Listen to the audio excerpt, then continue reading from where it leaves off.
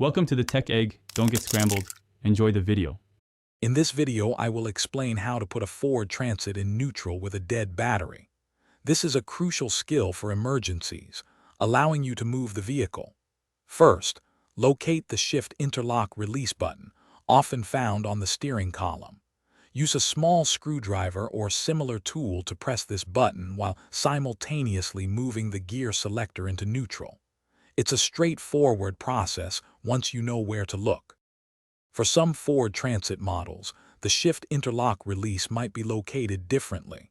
You may need to access it by removing a small panel near the gear shifter on the center console. Gently pry open this cover using a flathead screwdriver. Once the cover is off, you will see a small lever inside.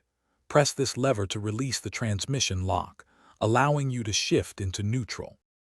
After successfully shifting into neutral, it is vital to confirm the vehicle can roll freely. Gently push the van a short distance to ensure the transmission is truly disengaged.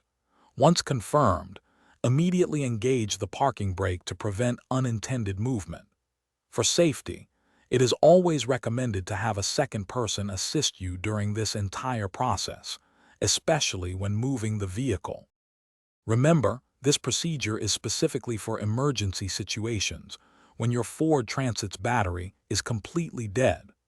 Always refer to your vehicle's owner's manual for the most accurate and model-specific instructions, as designs can vary slightly.